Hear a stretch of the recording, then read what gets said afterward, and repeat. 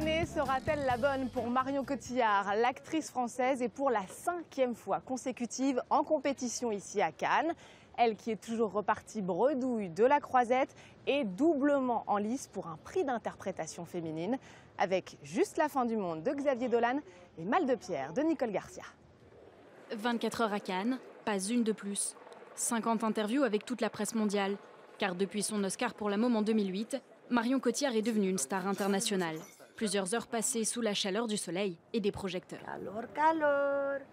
Avant de se préparer à monter les marches pour la 5e fois, depuis De rouillé d'os de Jacques Audiard. En 2013, elle est au bras de son compagnon Guillaume Canet pour Blood Ties et celui de James Gray pour The Immigrant. L'année suivante, c'est avec les frères Dardenne qu'elle franchit le tapis rouge. En 2015, elle présente Macbeth. Le rituel cannois, elle connaît. Quelques mètres de couloir dans le palais avant la traditionnelle conférence de presse. Un couloir où l'attendent photographes et fans. Marion, s'il vous plaît. Merci. Un rituel qu'elle aborde sereinement. Je me sens pas stressée. C'est toujours une joie de venir ici, de faire découvrir son travail à des gens qui sont passionnés de cinéma, qui voient beaucoup de films. Je pense que c'est plus stressant pour un réalisateur, j'imagine. Alors elle est venue soutenir Nicole Garcia, la réalisatrice de Mal de pierre. L'histoire d'une jeune femme ivre de passion et de désir, contrainte d'épouser un homme qu'elle n'aime pas. Ils veulent se débarrasser de moi.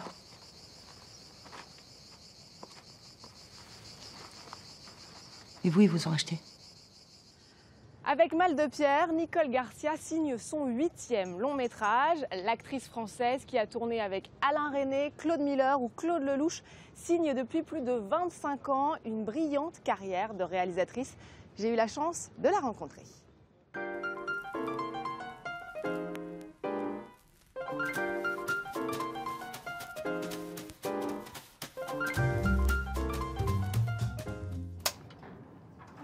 Nicole Garcia, bonjour. Bonjour. Merci beaucoup de nous accorder cette interview. Qu'est-ce qui vous a donné envie de raconter cette histoire de femme à la recherche de l'amour absolu? Eh bien, c'est quand j'ai lu le livre de Milena Agus, j'ai aimé cette femme, et la manière dont elle vibrait. J'ai aimé, je crois que j'attendais un personnage comme celui-là, enfin je l'attendais, on ne sait jamais ce qu'on attend, mais j'ai trouvé dans le gisement de ce destin que proposait le livre quelque chose d'une si belle contradiction qu'on trouve rarement dans un même caractère, de cette ardeur farouche, sauvage, presque animale, sexuelle, et en même temps une infinie de sentiments, comme une sorte de mystique de l'amour en même temps. Et c'est cet absolu, cette quête de l'absolu chez elle qui m'a enchantée. Et voilà, après on a dérivé du livre, le livre était un livre sarde, on l'a amené, on a fait une équivalence dans les années 50 Pourquoi en France. les années 50 et ici en France? Pourquoi cette époque-là? C'était aussi l'époque du livre. Donc on l'a sorti de la Sardaigne, mais on a gardé l'époque. Et puis l'époque était... J'aimais cette époque parce que je trouvais qu'elle donnait une sorte de métaphore de la France qui pourrait être encore valable aujourd'hui. Cette femme qui a un amant qui rentre d'Indochine, donc des guerres coloniales, qui a même une certaine trame de l'histoire de France, et qui a comme mari cet homme de l'immigration espagnole qui a reconstruit dans les années de ruine, où la France était en ruine dans les années 50, une part du territoire, qui lui bâtit sa maison.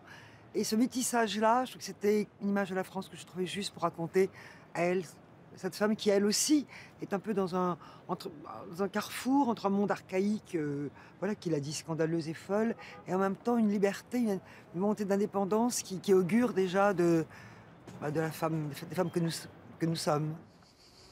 Vous voulez vous marier avec moi? Vous êtes fou?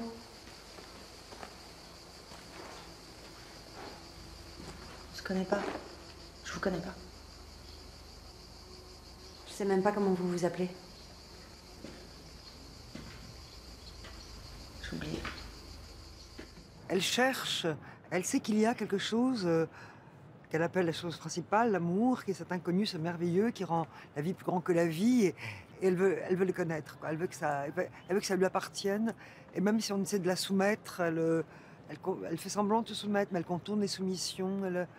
Elle se marie parce qu'elle sait que sinon on va l'interner. Mais mais elle cherche, quoi. Elle va comme dit la chanson, au bout de ses rêves.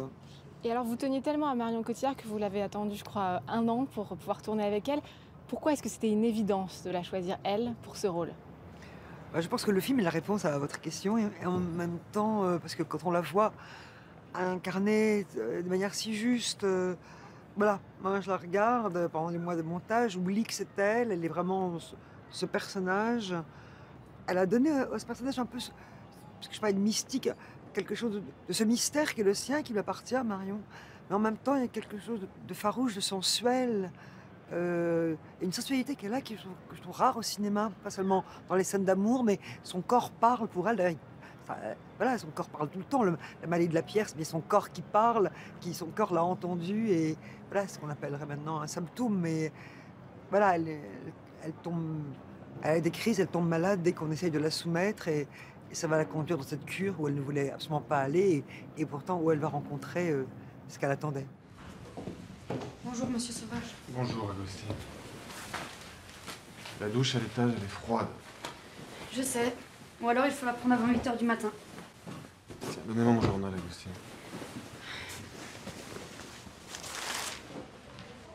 Je voudrais me raser. Je vais vous apporter de l'eau chaude. Bonjour. Vous êtes une collègue d'Agostine? Non. Je fais la cure. Moi, je descends jamais avec des malades en bas. Vous pensez que ça peut être la bonne pour elle? Marion Cotillard est toujours repartie de bredouille de Cannes. Vous espérez que votre film lui... Moi, je la lui donne. C'est déjà un beau cadeau. Et ben, on vous souhaite bonne chance pour cette compétition et un bon festival. Merci beaucoup, Nicole Merci. Garcia.